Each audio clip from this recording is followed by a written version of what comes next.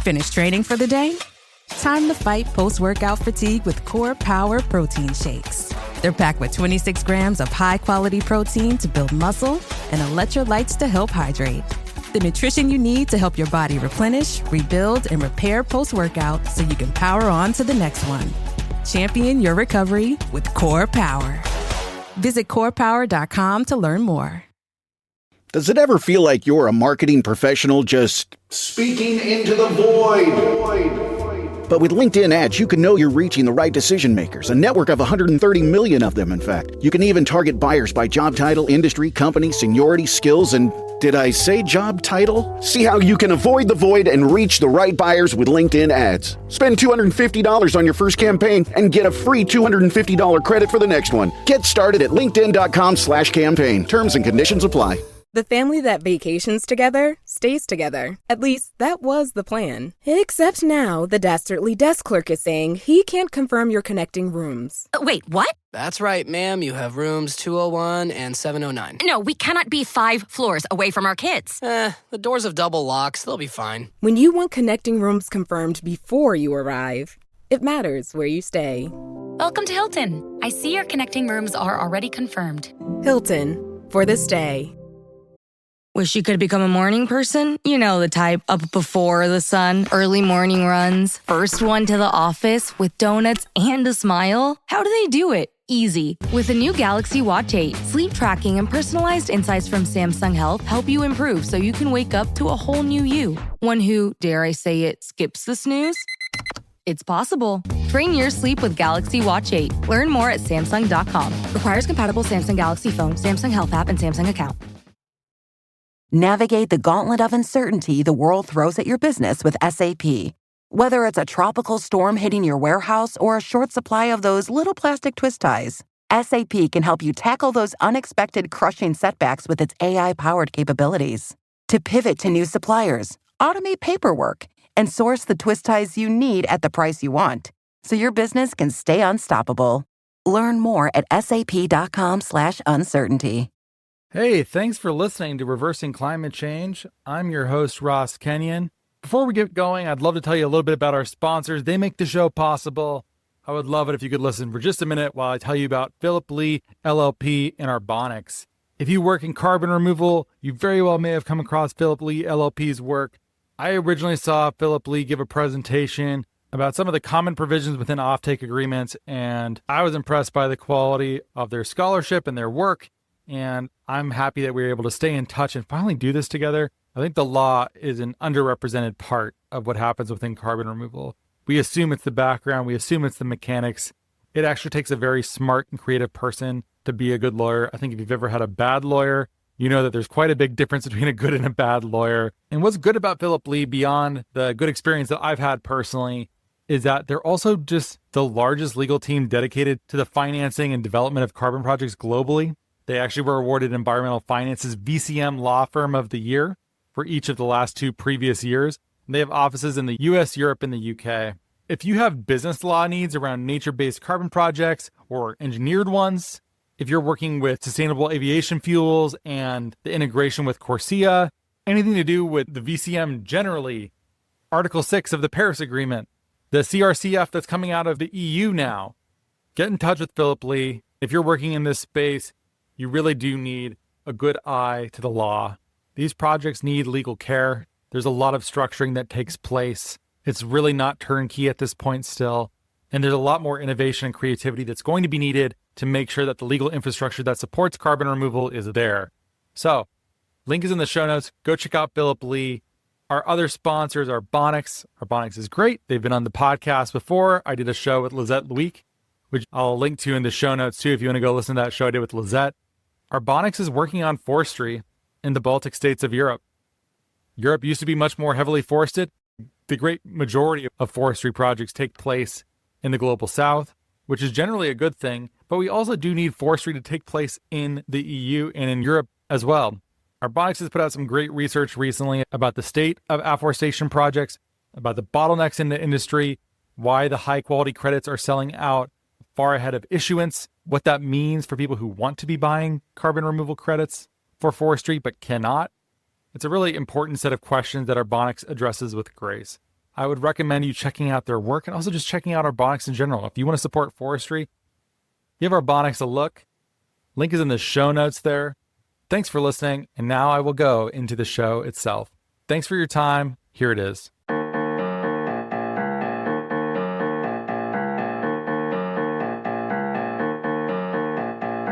Hello and welcome to the Reversing Climate Change podcast. I'm Ross Kenyon. I'm the host of Reversing Climate Change. Thanks for listening. I'm really grateful that you're here. My career in climate tech has mostly been around carbon removal, though not exclusively. The shows are basically of two kinds. They're often hardcore, nerdy shows about carbon removal, literally pulling carbon dioxide or other greenhouse gases out of the atmosphere, destroying them or storing them. I did PhD work in political philosophy before deciding that wasn't the right path for me, and then I went into filmmaking. So I care a lot about storytelling, about the humanities, philosophy, theology, history, literature. Those are things that keep me engaged. And I keep coming back to working in this field is fascinating and endlessly so because of the interactions with so much that take place around how we treat one another, how we live on this planet. Where is this planet going? How cruel or how kind will the future be? And I like engaging on those topics. So you might see a show that's about hardcore deal mechanics of a major offtake agreement within carbon removal. And then you might see a show about the Quran the next week. I don't know. That's just whatever I'm interested in, whatever I'm reading, it often ends up finding its way into the podcast. And so if you're listening and you really like that, you can become a paid subscriber. It's $5 a month. The link is in the show notes. And that helps me know that what I'm doing is adding value to your life. For the price of a cup of coffee a month, well, not really anymore. It's less, for the price of 2/3 of a cup of coffee a month, you can keep me, you can keep my ego sated and let me know I'm not speaking to the vacuum. You get bonus content. It removes the automated ads that Spotify injects into it in the distribution process. And it's very much appreciated. If you're not ready to become a paid subscriber for $5 a month, open up your app right now. 5 stars on Apple Podcasts and or Spotify are very much appreciated. In some ways, that may even be better than becoming a paid subscriber. It helps a lot. It recommends the show to more people and helps grow it. And that's really important too. In any case, though, I started off by talking about media, the kinds of conversations I like to have, why our industry is so important, at least as I see it. And today's guest is someone that I have a lot in common with. I have a previous career as a filmmaker that I mentioned, nowhere close to as successful as Leila Conners has been. If you look at Leila's IMDb page, I'll put that in the show notes too. Walton Goggins has never narrated a movie that I've been involved in, and neither has Leonardo DiCaprio. Leila made The 11th Hour, which, if you're listening to this show, you probably have seen this film. How could you not? It was a major film when it came out. One of the early films about climate change, up there with An Inconvenient Truth. Leila has been making films for a very long time, and her newest film is called Legion 44, and it's been making the festival circuit for a while now. And if you work in carbon removal, you've either been interviewed for it or have had friends who have been interviewed for it. You've probably seen it at a screening at some point. Whatever. If you haven't, you soon will, because how could you not? It's basically a gathering of all of our friends. Leila makes our industry look kind and warm and beautiful, both the people involved, but also the actual activity. I think there are certain types of carbon removal that have a sort of bucolic tenderness to it, you might say. Something like anything that involves farming will have a sort of natural bonus attached to it, rhetorically, presentationally, just because it has that beautiful back to the land. It's kind of like a cheat code a little bit. It's like having a British accent. If you're an American listener, you automatically gain 15 charisma points just because you sound British and erudite. Even though you might be the dumbest British person that exists, you still get the bonus. Anything that shows farming is like that. So Leila has some of that in the film, but also there's a lot of means of carbon removal that are not typically associated with beauty that do appear to be beautiful. Direct air capture and the environment in which it is located can also be a thing of beauty. I just love that Leila is doing something different. She could have chosen so many different subjects to make a film about. It didn't even have to be in carbon removal. It didn't have to be in climate. There are other things that she could be doing with her time. she chose to make a movie about carbon removal. I think that's a wonderful thing. I just love how prioritized beauty is. Aesthetics do not play a major role in much of carbon removal. To the extent that they do, it's often seen as an afterthought. You know, once we've done the important work, let's call in the designers and communicators and whatever, and they can wrap some beauty around it, and then we'll be good. And I think there's something that's really important about going the other way. The show's title is cribbed from a Dorothy Day quote. I mean, she's quoting Dostoyevsky, but the world will be saved by beauty. It's a line that's inherently beautiful. It's a wonderfully perfect, compact sentence. And it says so much. It also has a gnomic quality to it. Like I come back to it often. You know, you washing the dishes, you walking the dog, and you're like, the world will be saved by beauty. What does that mean? I'm not even sure I have a discrete answer to give you. I'm not even sure that I want to say this. The world will be saved by beauty. It is something I'm thinking about. I want you to be thinking about it as you listen to this show, as Leila tells you about what it's like making a film that is so focused on beauty. And hey, you should absolutely go see Legion 44. If you're listening to this show, you likely are passionate about carbon removal, or at least passion adjacent. Oof. Everyone just loves saying whatever adjacent these days, and I'm no better than anyone else, it turns out. The link to that is in the show notes. Leila also has a TV channel that you can download to your smart TV called Tree Plus. So if you want to support Leila's work and help get more positive, beautiful climate content out there, biophilic content out there, please support Leila's work. A link to all these things are in the show notes. Thanks for listening. Hope you enjoy. Here is your show. Dripping in gold? That's cool. Dripping in Velveeta's supremely creamy golden cheesiness? That's respect. Elevate your drip with Velveeta's range of outrageously delicious dips and dishes. Shells, cheese, melty blocks, and heat and eat queso that go all in on indulgence. Flex on your fam with a creamy, cheesy masterpiece and go all in on what you love with Velveeta. Respect the drip and satisfy your cravings. Bring home the drip with Velveeta. Welcome to Only Murders in the Building, the official podcast. Join me, Michael Cyril Creighton, as we go behind the scenes with some of the amazing actors, writers, and crew from season 5. The audience should never stop suspecting anything. How can you not be funny crawling around on a coffin? No, that's true. Catch Only Murders in the Building official podcast, now streaming wherever you get your podcasts. And watch Only Murders in the Building, streaming on Hulu and Hulu on Disney Plus for bundle subscribers. Terms apply. For a limited time at McDonald's, get a Big Mac extra value meal for $8. That means 2 all-beef patties, special sauce, lettuce, cheese, pickles, onions on a sesame seed bun, and medium fries, and a drink. We may need to change that jingle. Prices and participation may vary.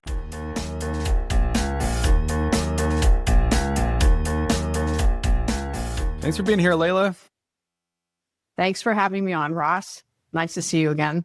We were going to do this a while ago, and then we had some scheduling hiccups that gave me the chance to rewatch the film. So I've actually seen Legion 44 twice at this point. So I'm now part of an elite crew of viewers. I think you've probably seen it hundreds of times at this point, though. Probably, yes. The cumulative effect of that much. Yeah.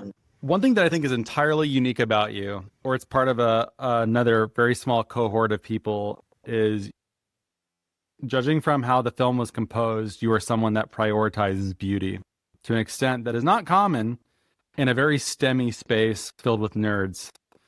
Why is beauty so important to you?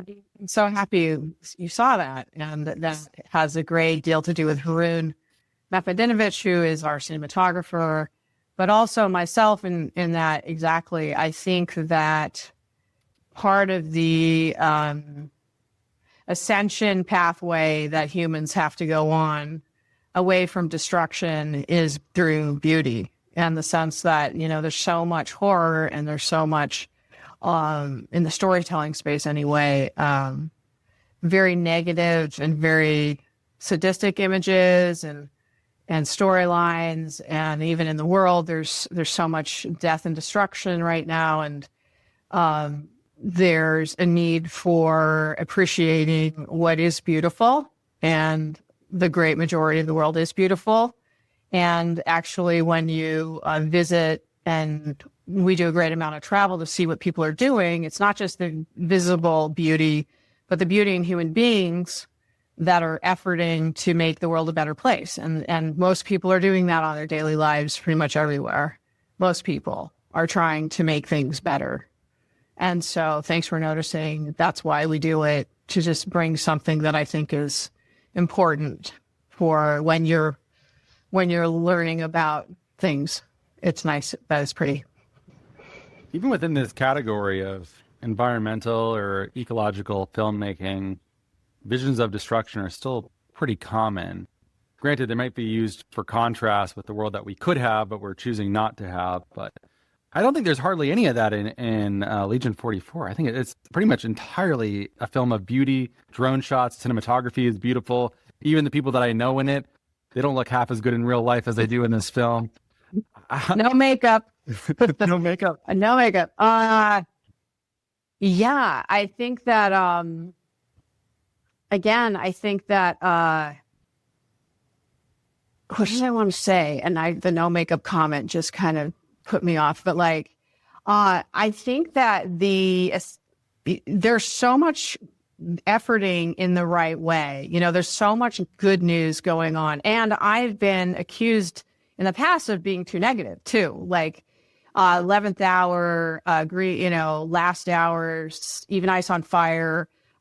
These had a lot of degraded shots of the world going south, which is true. I mean, there are a lot of things that you can show that are not doing well at all. But we did that. That was the early 2000s. So if I was still coming at you with collapsing glaciers and floods, which is still happening, the story has to move on, right? We do know that this is happening. And, a lot of people, I've been in so many conversations about how do you motivate people to do X, Y, and Z? And it's almost like, it's not that I'm motivating people so much as I'm showing what is, right? And if you're motivated after you see what is, then that's great. So for example, if you're motivated because you see a collapsing glacier or something on fire, then that's who you are, right? If you're motivated by seeing someone else have an innovation that's changing the world, then you're this other kind of person. And what I've learned over time is that fear is not a great motivator, only if it's extremely short term. Like that famous example of the saber-toothed tiger coming at humans a long time ago, and they know what to do. And everyone always said, with climate, we need the saber-toothed tiger. I disagree. I think you need the innovations. I think that's the sustainable pathway. It's not sustaining fear over decades. That's really very destructive. What's the reception been like versus something like The 11th Hour? Do people respond to the optimism and the beauty in a way that was unexpected to you? Well, given that we haven't yet come out, and actually this podcast probably will come out just as we're hitting what we call OTT, and then very shortly thereafter, Amazon and Apple, is we don't know yet because we haven't had a mass audience. That said, in our international VIP screenings, it has been very moving. And people that I consider to be harder to get to, like, say, investors or bankers or people in policy, they've come up. I've actually had someone in the think tank who's very hard-nosed come up crying and said this is the most moving thing for them. Not to say that it's moving for everybody, but for this person who's very hard to impress. And, they're very, realpolitik, I guess to say. And they said this is the first time they see a pathway from their point of view. So yes, it is moving. It works. I think the hardest thing about doing a feel-good story, and it's not Pollyanna, right? We're not saying we're out of the woods. We're saying, look, here are a few ways that we can fix this problem that we've been worried about for quite some time, is that, people, again, it's like people will only do certain things based on what their purview is, right? So in this case, I would think that the solutions that are actually present are more intriguing than the fear that was present prior. So, for example, carbon dioxide removal is very interesting as opposed to, say, renewable energy, right? It's, again, we are not saying don't do renewable energy. We're saying do it. And when you say, oh, we're burning this, it's going in the sky, it's going to be there and it's going to destroy the world, the young people are coming along saying, well, we're just going to take it out of the sky. There's a lot of purchase in doing that, right? And that's, I think, where the movie really grabbed some people where prior it didn't. Other movies did not on the subject. Does that make sense? The long-winded way of saying that.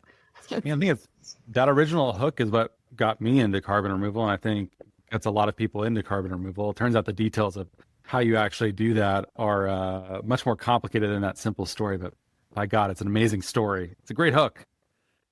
Just remove the problem. Just remove it.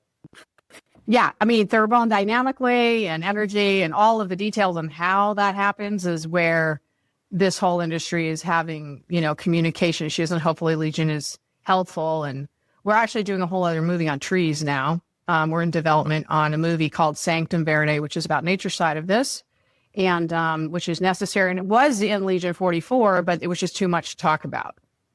So, a lot of people are like, oh, they're only talking about machines and this and that and the other. And I say, well, it's because of many things. And that the removal space has the nature pathway and then the additional removal, the long-term removal geologic storage pathway. And so Legion 44 is about that long-term removal pathways that have emerged.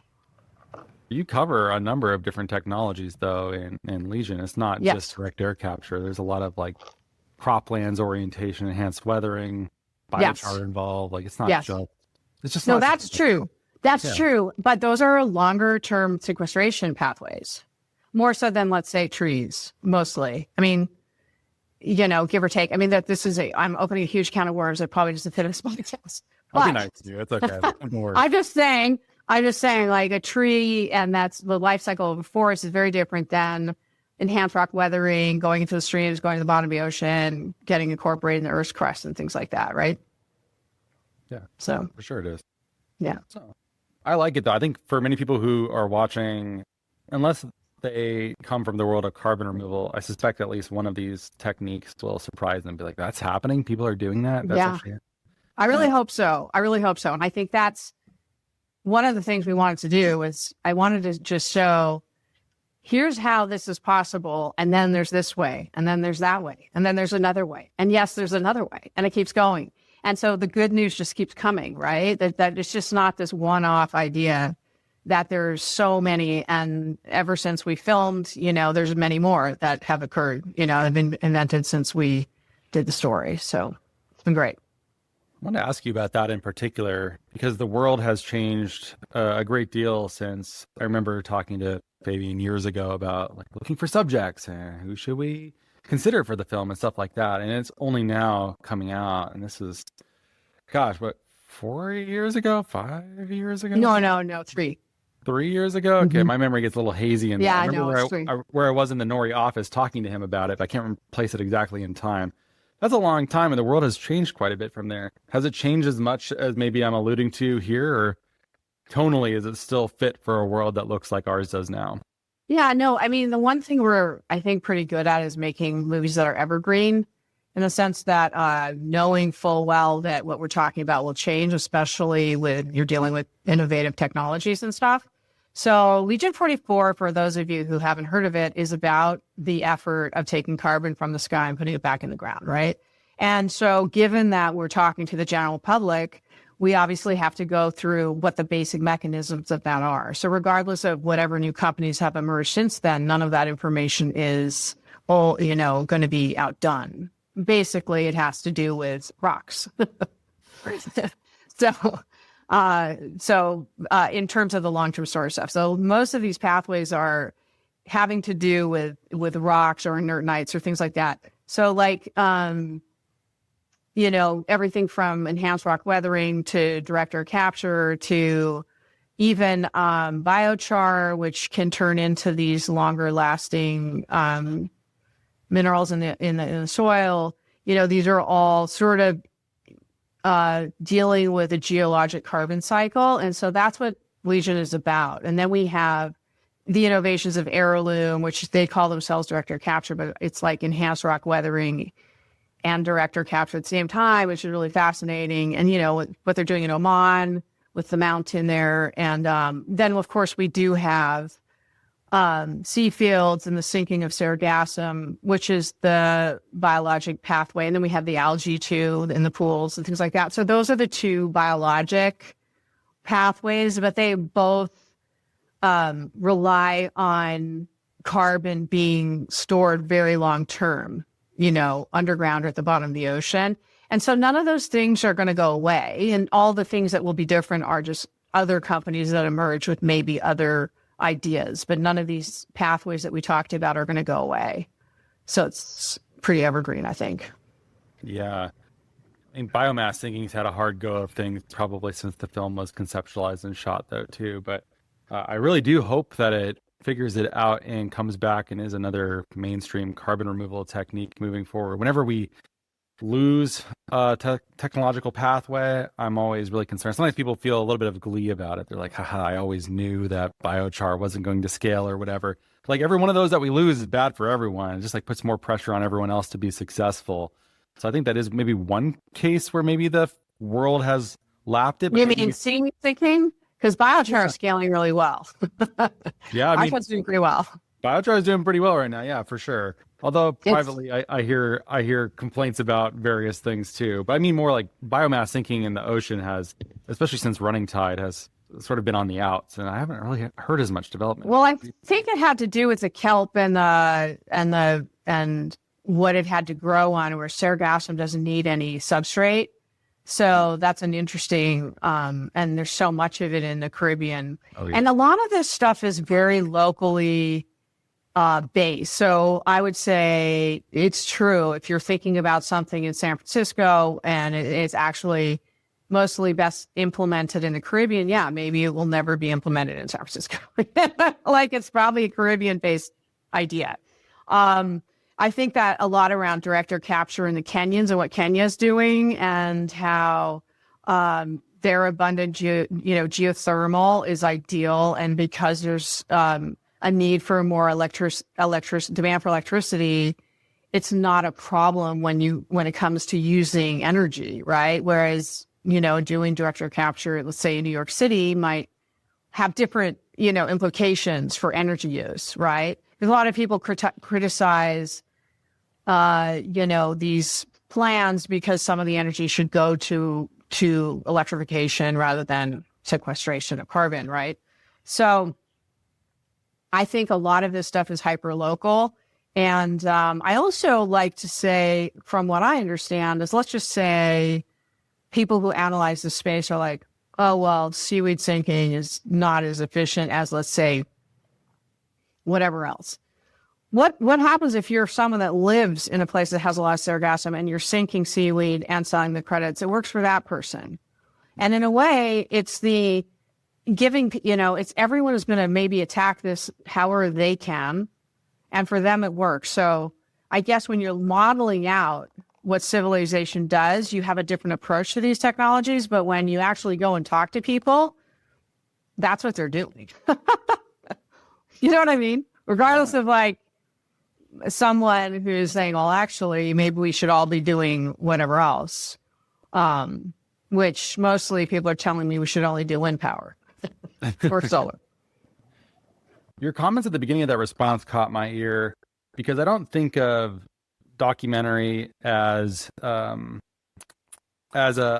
medium that is focused on being evergreen. There are films like Koyaanisqatsi or something, like you get Philip Glass to score it. That thing is good forever. Like you never need to update it or change it. That thing is done. Right. But documentary, especially ones that have a stronger editorializing frame, tend to go out of fashion or become outdated relatively quickly. What's it like trying to make a documentary that is not of that style, that is trying to, be there for the long run? Well, it's not very popular. Not maybe from. I was really hoping you weren't going to say that. Well, it's kind of true. I mean, it would be better for me as a filmmaker if I were doing a lot of hit pieces or, really dark stories. There's a lot. If you look at a lot of the docs that get greenlit, like serial killer series, like whole series on serial killers, or murder mysteries. I mean, that's sort of like when everyone's like documentaries are having a day. It's a lot of that content is a lot of dark content, pretty dark content, right? And so when you're coming along, and I've had conversations with people who greenlight projects, and they're like, we're really looking for the anti-hero. We're looking for the black hat. We're looking for something a little more edgy. So yeah, I mean, there's that. And then making a good story that's evergreen. I'm not saying that we're always, 100% correct about things, but we do have now over 20 years of experience where I still get, I still get requests for our Urban Roots movie on the urban farming revolution in Detroit that we made in the early aughts, or no, 2011, I think it was. So, a lot of our movies do last. And it's also, how shall I say, like I always look at it like a time capsule. It's sort of telling future generations that we've thought about these things. And these are the people that have been thinking about these things. And this is what we were doing in 2025 or whenever we're filming it, right? And for those young people or anyone who's coming at this fresh, if you watch like Legion 44, if you know nothing about CDR, you'll go from not knowing about it to knowing quite a lot about it by the end, where you can actually engage in the space. And that's sort of why I think it's evergreen, because what will end up happening is the industry will evolve and change with the markets, with the tech, with everything else. But if someone comes out at fresh, let's say in 2028, they're still going to have to go through what Legion covers, pretty much. Yeah, I think that makes sense. Mm-hmm. Well, although you dropped bait at the beginning of your response here that we have to go back to again, which is, I've been obsessed with the role of the anti-hero in our culture. It's been done to death for decades at this point. Like Tony Soprano is often considered to be pretty close to the start of it for TV. Mm-hmm. Did it pretty well. Walter White did it pretty well. Are we done with it? Is it still going on? Why do we still want anti-hero content? I feel like it's been done. It's boring. Like I want robust, good characters at this point. I think that's why mainstream media is collapsing. I think that's why Hollywood's collapsing, because people are not watching what they're making as much as they used to. Because I think a lot of the podcasts are talking about real things, and they're talking about what people are doing and learning, and that's what's fascinating to people. And I have kids, and they don't watch movies; they're watching their favorite YouTuber, and it's not about just the dumb YouTubers; it's about what they're interested in, and what they're trying to learn. So I think the reason why YouTube is winning the day is because it's a bunch of real people talking. Let's say you're into golf. There's a whole YouTuber world of golf. If you're into baseball, if you're into music. So everybody is looking into their world about how to do or be what they want to be. And they see that in the YouTube. So all of the Black Hat anti-hero stuff, I studied both political science and art history in university. And I realized then that art is before politics, right? So, whatever you're seeing in the art world, you'll see manifested in political life later. And if you saw it in the Renaissance, you'll see it maybe hundreds of years later, but obviously everything's sped up. So now we're down to decades or years. And I think the nihilism in our culture is extremely dangerous. And I think that the storytelling is obviously going to create our world. So if we keep talking about monsters, we create monsters. So we've always had the intent to talk about beautiful things and beautiful things in people. And so it's not popular, though, in terms of the green lighting in the mainstream. They'll do it, but not at the rate that they do the other stories. And to that reason, by the way, I just founded Tree Plus, which is our own television channel that I know will probably be extremely, low traffic area for a while. But we are going to put a little stake in the media sphere and say, look, this is where where the stories are, where we can build this world that works. Because I feel like there needs to be a place for that, because the other side of it is it's pretty grim, and I'm tired of it, but I've been tired of it for a long time. I mean, I can't watch. The last horror movie I saw was Alien 2 when I was 16. That was a long time ago. Okay. So there's in some the really theater. Go see the Ari Aster films at least. Like, go watch Hereditary. Like, they don't make them much better than that. I But can't. no, I saw The Exorcist one also when it came. I mean, I couldn't sleep for 10 years. So, yeah, I can't do it. yeah, I can say this thing. Okay, and I'm talking a good game about beauty and how important it is. I also consume some amount of true crime podcasts. Something about that is even compelling to me, even though I know culturally it has us on the wrong path. What's happening inside of someone that can appreciate both the good and the bad like that? I don't know if I can answer that question because it's so personal to everybody. I think voyeurism is very interesting. I think human beings are very curious, and by seeing this content, it's stuff that they would never experience, hopefully, in their lives. I always say to my sons and also to other people, it's like energetic dumpster diving. So go right ahead, but understand what you're doing to yourself, like into your mind. I mean, into your emotional state. Like, I remember I was at a meeting in LA around the impact of the on human psychology when you're watching something on screen. So the cortisol levels are sometimes match if it was really happening to you. Wow. So, and I can't quote the numbers. This was a good 20 years ago that I heard this, but it's not inconsequential to watch someone be tortured. Your body will respond with chemical, with cortisol and flight and fright chemicals. And there's neural pathways that are being created. And I think that if you're aware of that, then you can maybe have more sovereignty over the outcome. But if you're unaware, it could be a slippery slope for some people. I mean, it's a big argument. Again, everyone argues about what was the reason why someone did X, Y, and Z? Is it because they watched this thing or not? And I don't think the answer is clear. It's very individual. But what you do want is to have supportive storytelling in the world that just talks about the good in people and the good in the world, because most of the world is efforting in the right direction. Otherwise, it would be complete and total chaos. Smart answer. I think there's something that pulls a lot of people towards synthetically creating extreme circumstance, like parts of our emotional regulation are deadened elsewhere. Maybe our agency is less than we might hope. And there is something that is just thrilling about. You can't always go on a roller coaster. You can always put on some horrifying film or listen to some brutal murder podcast. And that can give you a jolt of the right brain chemistry that maybe you need to regulate through a difficult life. For what reason that's more prominent now, we probably also just have less of the positive stuff happening. People are not really hanging out as much as they used to.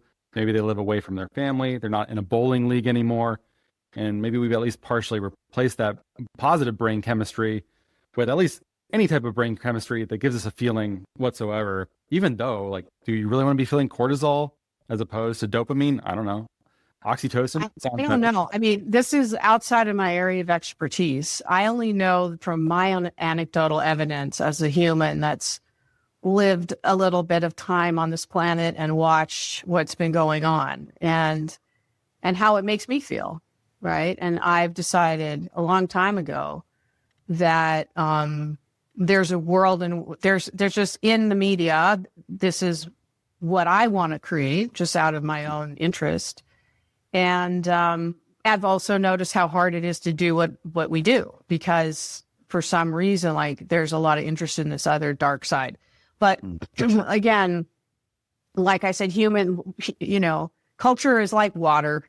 It's going to move where it's going to move. And as we can see, the interest in, like I was just listening to Joe Rogan talk with, I forgot the individual about ancient history, like all the ancient history stuff is fascinating. Like what humans were doing maybe, 100,000 years ago, that gets a lot of attention because it's interesting and it has, it's a different than talking about how horrible human beings are. That it talks about how humans were building amazing things and how did they do this? Because this vase was cut with some, hard object and we don't know how they did it. And it was carbon dated to 300,000 years ago. Like, how did that happen? I mean, I think people are more interested in that right now, Sounds like it might have been Graham Hancock. No, it wasn't Graham Hancock. It was another guy. Another guy, okay. Yeah, it was another person. Are you able to watch films like David Attenborough's, which are still beautiful, but also have quite a bit of danger imposed in them and some imagery that's not necessarily as happy? It's interesting you mentioned that. I have not watched recent Attenborough stuff. One of my favorite moments of Attenborough, I actually put in 11th Hour, which was his joy in seeing a blue whale breach. And just, he was on the ship and it's in 11th Hour and you can just see like this absolute joy in seeing this blue whale come up and out of the water.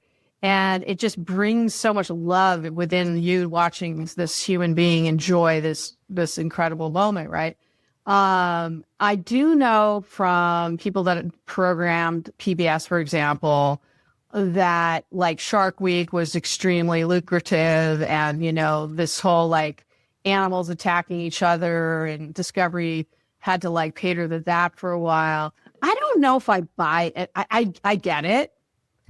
I just don't know. Like I personally, when looking at the Attenborough stuff, I really appreciated his series of massive series, which was all about insects, the land animals, and then you're right. As you move into our time, they do become more violent.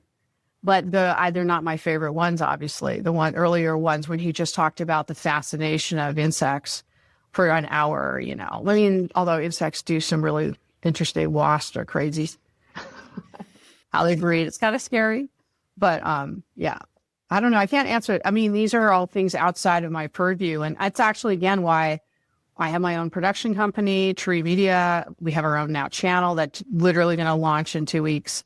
Called Tree Plus on OTT, like Amazon. I'm doing a little pitch, but you can get it on Apple TV or Amazon Fire or whatever. I just feel like we have to create our own little island of content, and whoever wants to join us, come see us. Are you seriously protective of images that enter your brain? Yes. Yeah. I try. Yeah, I try. Tell me more about that, because I suspect many people listening are not thinking about that at all.